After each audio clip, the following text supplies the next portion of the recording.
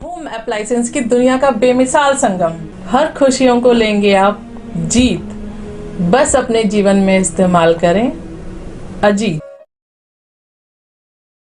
सामूहिक रूप से संस्थाओं ने किया वृक्षारोपण। हमारा मकसद हरा भरा जनपद की थीम पर राजनगर एक्सटेंशन स्थित शमशान घाट पर वृहद रूप में वृक्षारोपण के कार्यक्रम का आयोजन किया गया। वृक्षारोपण का शुभारंभ मुख्य अतिथि के रूप में उपस्थित सीएमओ गाजियाबाद भवतोष शंकर के करकमलों द्वारा किया गया। उन्होंने अपने संबोधन में कहा कि एक वृक्ष जीवन भर हमें स्वच्छ ऑक्सीजन देता है एवं हमारे स्वास्थ्य के लिए अमृत के समक्ष कार्य करता है। वृक्षारोपण कर हम स्वयं को तो स्वस्थ कर ही रहे हैं, साथ ही आने वाली पीढ़ी के लिए भी शुद्ध वातावरण निर्मित कर रहे हैं। मुख्य अतिथि ने स्वयं अनेकों पौधे लगाकर उपस्थित जनसमूह का उत्साहवर्धन किया। गाजियाबाद से सिटी न्यूज़ के लिए विशाल रावत की रिपोर्ट। आज जो वृक्षारोपण किया गया था, किस उपलक्ष्य में किया गया था, क्या अभियान है वृक्षारोपण करने का? हमारा मकसद है हरा भरा जनपद, क्योंकि अब तक रेड क्रॉस की जो भूमिका समझी जाती थी कि मर्रम पट्टी, ब्लड डोनेशन, ये समझा जाता था। जब से गाजियाबाद अलग ज़िला बना था तब से रेड क्रॉस की इकाई का गठन नहीं हुआ था। अभी पहली बार ये गठन हुआ है, जिसमें मुझे सभापति का दायित्व माननीय जिलाधिकारी के माध्यम से मुझे प्राप्त हुआ है, जिसके दिशा निर्देश लखनऊ से राज्यपाल जी के यहाँ से प्राप्त हुए थे। उसके तहत ये हुआ है। हमारे नेशनल जो प्रेसिडेंट हैं, जो राष्ट्रीय अध्यक्ष हैं रेड क्रॉस के, वो हमारे राष्ट्रपति होते हैं, और जो हमारे स्टेट के जो प्रेसिडेंट होते हैं वो राज्यपाल होते हैं। और इस बार हमारा सौभाग्य है कि जो हमारे जो राज्य के सभापति हैं वो हमारे स्वास्थ्य मंत्री ब्रजेश प्रसाद जी हैं, और उसी कड़ी में आज हमने ये वृक्षारोपण का काम किया। हमने पीछे एक संवाद दिया था कि भविष्य में हमें ऑक्सीजन के सिलेंडर की आवश्यकता ना पड़े, इसलिए अधिक से अधिक वृक्षारोपण करें। और मैं ये मानता हूँ, अगर एक आदमी 10 पौधे लगाएगा तो उसमें 2 तो जीवित अवश्य रहेंगे।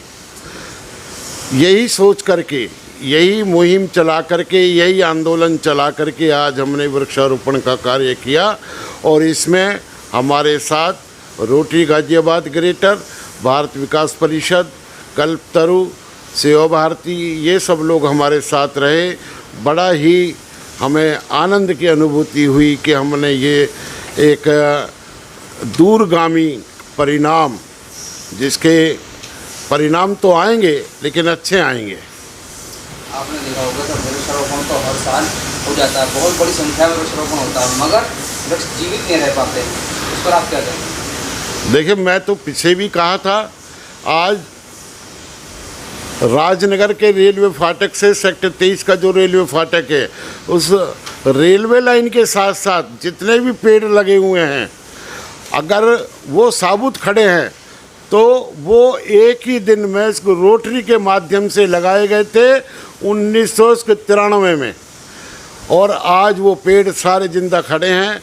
और उसका सारा श्रेय जो हमारी रोटरी की टीम थी उस वक्त की, उसको जाता है।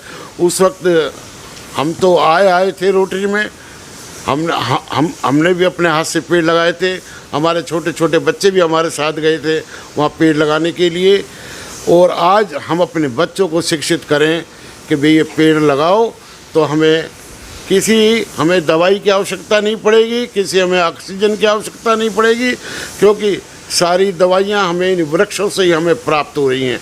आंवला है, इमली है, कटहल है, अमरूद है, आम है, ये सब फल फ्रूट दवाइयाँ हमें सब इन वृक्षों से ही मिल रही हैं।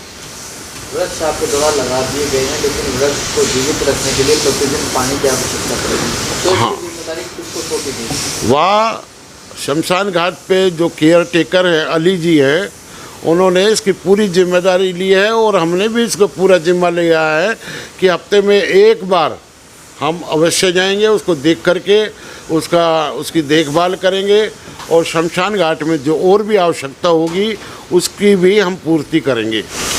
चलते चलते मैं एक बात और कहना चाहता हूँ कि मृत्यु के बाद आदमी की देह का दहन किया जाता है, उसको जलाया जाता है, उसमें ऑक्सीजन की बहुत कमी होती है। ये हमें पीपल के वृक्ष लगाने चाहिए और हमारे समाज में, हमारे धर्मों में पीपल को उसके देव के समान समझा जाता है।